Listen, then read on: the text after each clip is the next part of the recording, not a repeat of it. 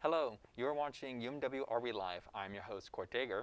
And I'm PB, co-hosting this week. Our first segment this week is Best Man for the Job. I can't wait to see what happens this week.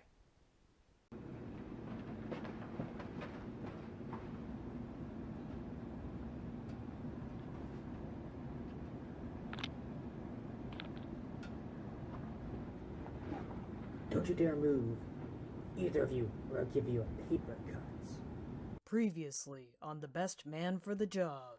Jimmy was trained by Dom, and it took literally 14 hours. My arms are still sore from holding the camera for so long, especially after getting steamrolled by Jimmy. Then we all had to squeeze in the library to catch the villain, Hunchy. The librarian shushed us 12 times. It's a miracle we were able to pursue him like we did, with the director and his mic operator and the producer and me crammed in those aisles. And we all had to run so fast, we could hardly keep up. I should have called in sick today.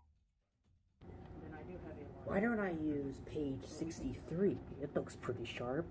Or page 66. That'll do the trick.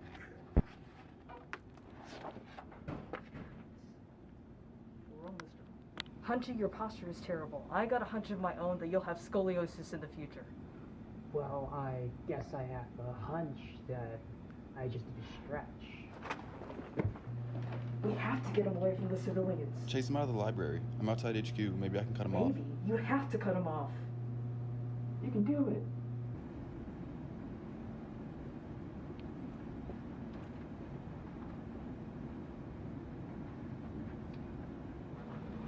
Bringing him towards you now.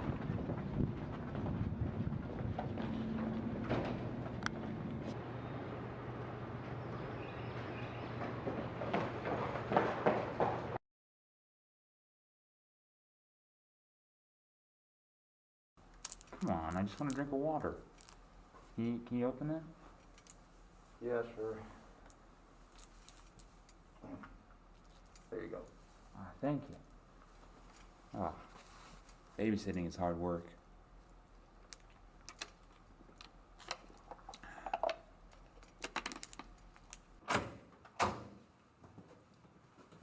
Oh wow, he's actually still here. I thought he would have gotten away. Seems as though your training's paid off. They didn't pay me enough for that session. Anyways, let's get started with the interrogation. Oh, can I ask the first question? Sure, go ahead. All right. Would you prefer to have teeth for hair or hair for teeth? This question scares me. I don't know what they're gonna do to my teeth and hair. Is this allowed on TV? I better tell them the truth. Jimmy, we meant questions for the interrogation. Jeez. Yeah, we need info on the syndicate. Oh. Oh yeah. Where do you guys live? Where's your hideout? It's in the theater building, but you have trouble catching Benchy and Daniel. Alright, yeah, we got that. Who's your boss? He goes by the name of Bad Guy Name. He's on a bench outside of the theater. Let's go.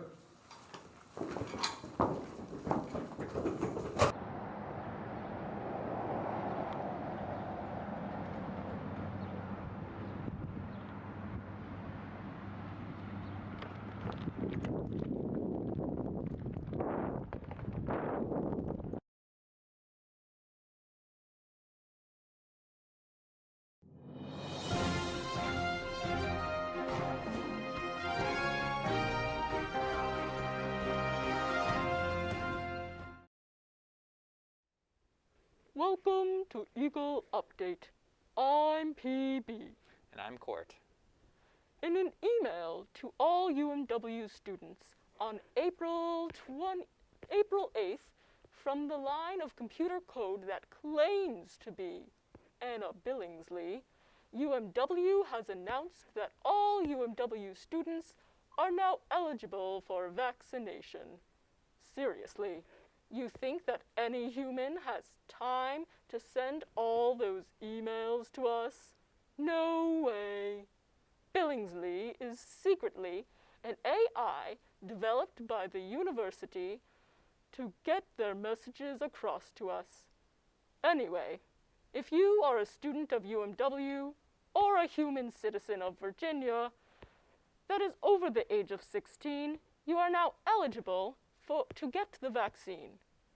For UMW students, the email Billingsley sent out has a link students can click to be added to the vaccination list. Shortly after that, they will receive an email with instructions for getting the vaccine. So, if you are a UMW student, please, please, please go out and get the vaccine. I'm so sick of the virus. I've been trapped in my apartment for the last 13 months and I'm losing my mind. The only time I've left has been to come here and do this show. Once we're all vaccinated, we might finally be able to go outside again. Of course, I've spent so long inside now that I think I've become agoraphobic. It may surprise you to find out that there was an on-campus election going on last month for the Student Government Association. If it does surprise you, don't feel bad. I had no idea that there was a Student Government Association until yesterday. As for what the SGA does or for what its purpose is on campus, I personally have no clue. Are they in charge of dealing with honor code violations? Oh wait, that's the Honor Council. Anyway, the new SGA president will be Brianna Breezy Reeves. Presumably, she won the election because her nickname is Breezy, and that nickname is awesome. The next SGA Community Relationships chair will be Joey Zeldin, a job where Zeldin's work will be cut out for him, as I guarantee you the first time many people are even hearing about the SGA will be on this week's show. Finally, Denise Naughton will be elected the Ethics and Oversight Chair for the STA. Denise will be a great job at the position, despite the fact in the job about ethics, and her last name is almost the word naughty. In all seriousness, congratulations to all the new members of the SGA. I'm sure all of you will do a great job. According to the Blue and Gray Press, back on March 22nd, there was chaos in housing selection for students returning for the 2021-2022 academic year. Or at least, that's how the Blue and Gray put it. UMW sent out an email to all students saying that they could register for housing on the week of March 22nd, and then didn't send a follow-up email explaining how to do it. Which is something I don't believe at all. As we previously established on this show, UMW has an AI named Anna Billingsley that always sends out every email that we could ever need. No way UMW made this mistake. Still, if UMW did mess up, it caused reported chaos for current students. In the article, one student is quoted saying, "I was told I was going to be given a time slot through email. We never got the email. I woke up on Thursday, the day of registration, and I received nothing. I called Residence Life twice, and they said to wait for the email. I never got the email, so I emailed them twice. In fact, it wasn't until the student walked to Residence Life and directly asked the staff there about the email that it was finally sent out, which just goes to show that asking to speak to the manager is not always a Karen move to pull. Unfortunately for the students, the housing portal on the ResLife site crashed at 3 p.m. that day and prevented them from signing up for housing yet again. This turn of events was presumably caused by someone wishing to be signed up for Eagle Landing housing on an old monkey's paw. The issue was finally resolved when the curse was reversed and the housing portal came back online a couple of days later.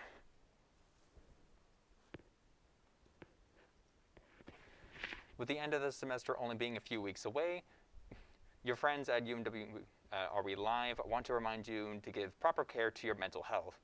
College by itself is already a huge stressor, and when you add a global pandemic on top of that, stress and anxiety levels can increase substantially.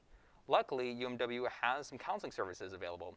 There is the Tally Center for Counseling, which has groups such as the Adjustment Group, the Social Anxiety Group, and the Understanding Yourself and Other groups, just to name a few. There are also counselors available if you'd rather talk to someone one-on-one. All appointments take place over a phone call or a Zoom call. And remember, there's no shame in asking for help. If you're looking for a place of relaxation, then you should try out the Zen Garden, which is located between Farmer and Mason Hall, or the Meditation Space, which is located on the second floor of Farmer Hall. Both spaces are great for kicking back in a comfortable and welcoming setting. Even a simple, "How are you doing today?" can make a huge impact on someone's day. Keep pushing, fellow classmates. The semester is almost over. Stay safe, please wear a mask, get vaccinated as soon as possible, and put your mental health first whenever possible. And now it's time to get active with Devin.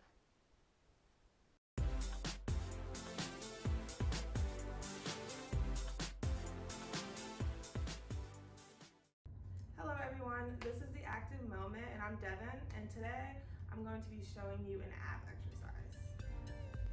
Okay, so for this exercise, you just need a little space on the floor and we're going to be doing 3 exercises.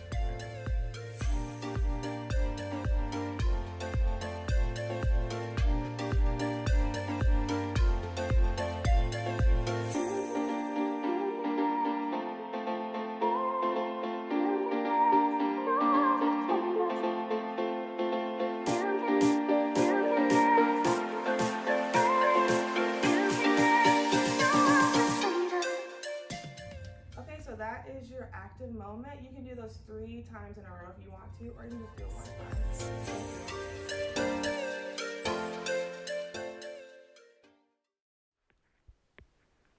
Here. Wow, I think I can feel my six-pack already after that workout. Oh, I'm not too sure about that. But hey, I guess we earned it. Time to check out some reviews of local restaurants with Erin. Hi everyone, I'm back doing another local restaurant review. So last week I did 2 Asian restaurants. This week I'm going to do 2 Mediterranean restaurants. The first on the list is Baba Ganoush Mediterranean Grill, and it is right here in Eagle Village. So fittingly, I decided to order the Baba Ganoush, which from what I've read is basically hummus, but instead of chickpeas, it is made with eggplant. It also came with a bunch of fresh naan. It is so warm, smells so good, and I'm ready to give this a try.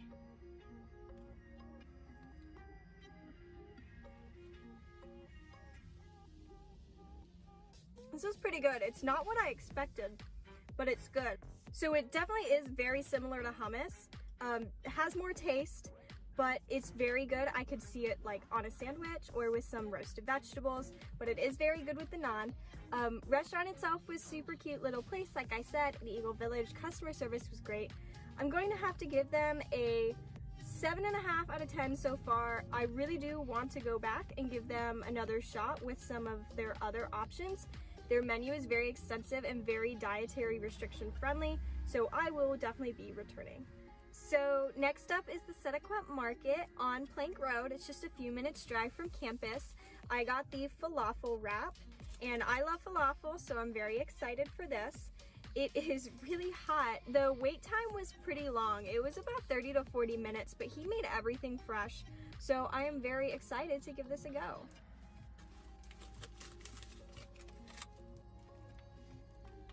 This is unlike any falafel I've ever had before.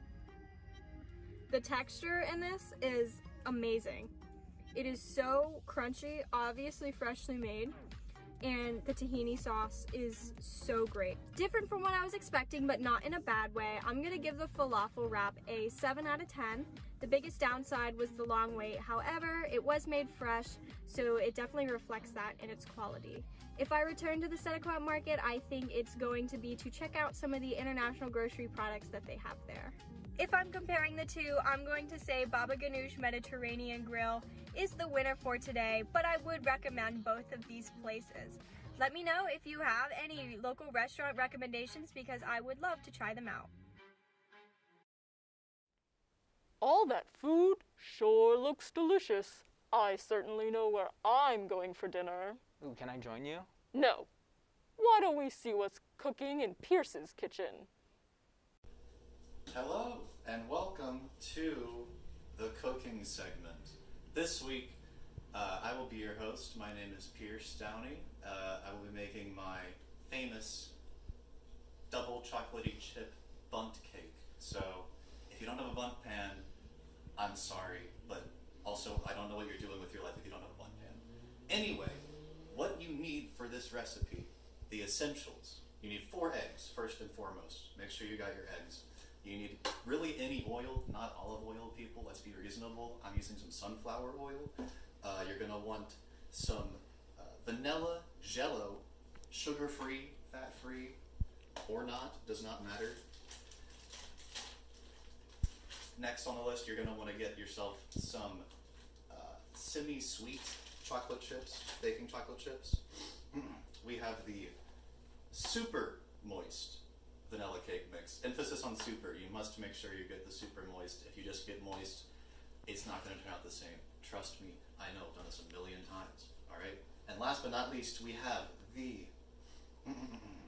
manteca, or the lard. You don't need lard. Trust me, you really don't. You can just use butter on the inside of your bundt pan if you want. I recommend lard just because it feels a bit better and gives a better texture to the outside of the cake. All right, you're gonna want 1 cup of water.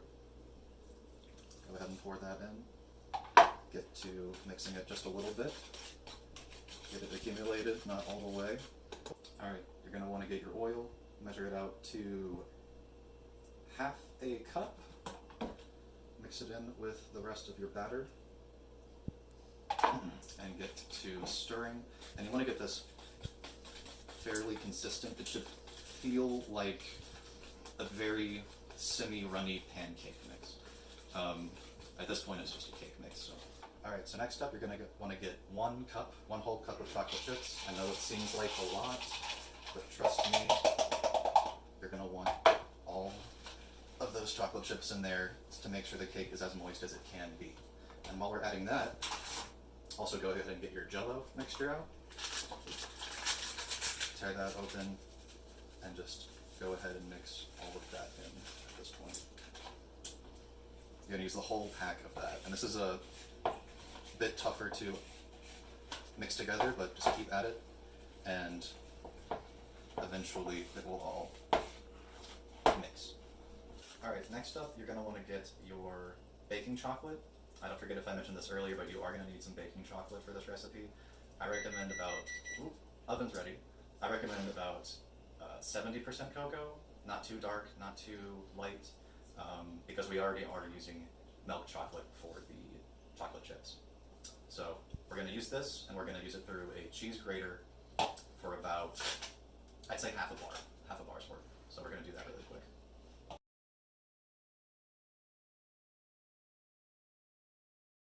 All right, now that you got your chocolate grated, the next step is going to be to get your eggs in with the rest of your mix. So we want 4 total. I'm sure I'm going to take much longer than I need to on this, so we'll probably cut for when I have all of them in here. So you're going to get your eggs mixed in there completely and fully. Make sure to get all those yolks broken.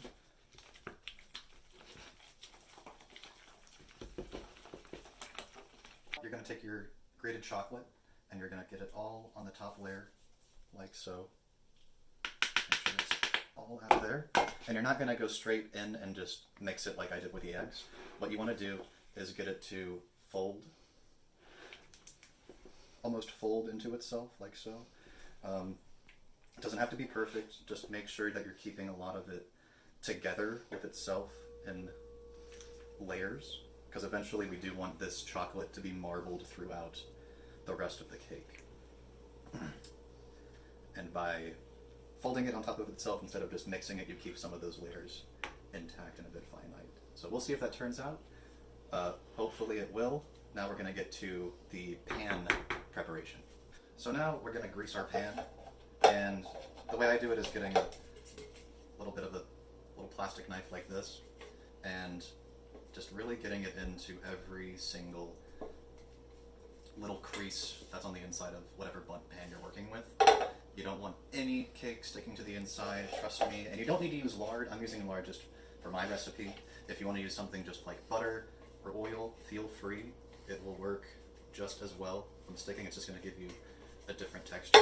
Alright, this is what you should have in your pan after you've greased it up and put your mix in there.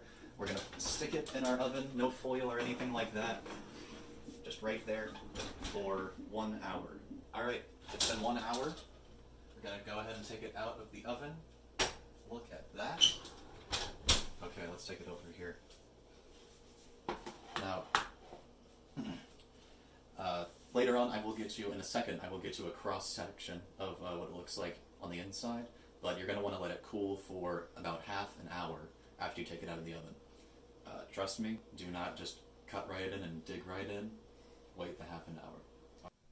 Here is the final product. I hope yours turned out as well as mine did. It is delicious. Let's go ahead and get you back to that main live show. All right.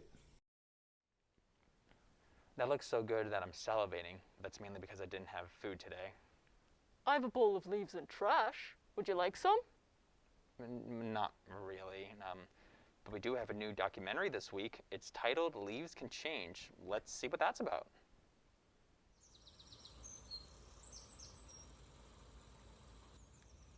I'm Bartlin Courage with UMW Are We Live, and I'm out here in the South, where I was originally looking into the inner workings of the U.S. Forest Service when my research took an unexpected turn.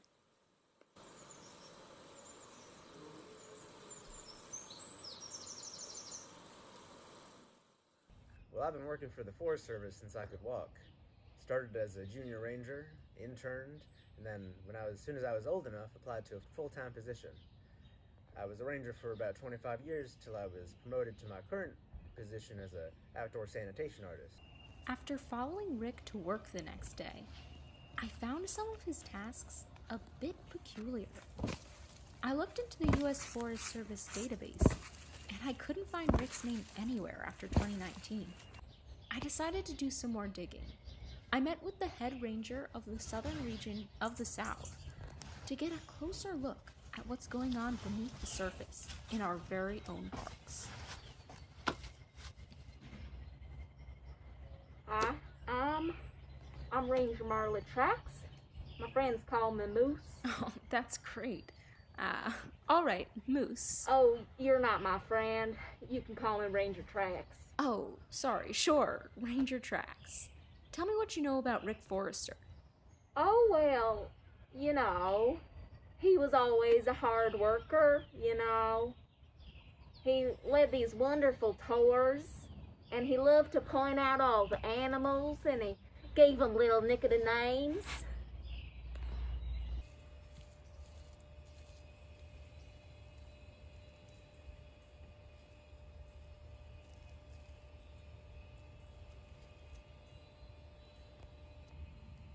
This is the first piece that the service commissioned me for. My most famous piece, Leaves a Change.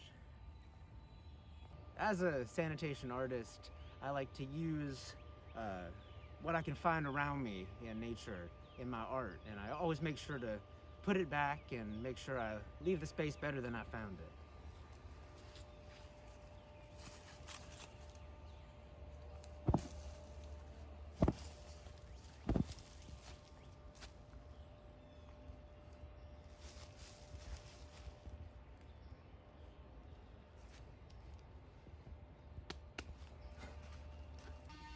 Oh, don't mind the chainsaws. But environmental artist, you said? No, we don't have one of those on payroll. Now, now that I think of it, I haven't seen Rick around these parts in, 1-2 years. I thought he was on sabbatical, he sure earned it.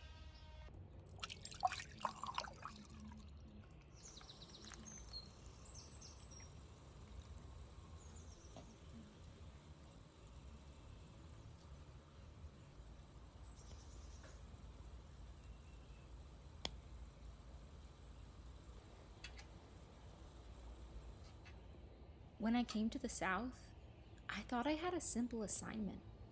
Turns out, I was wrong.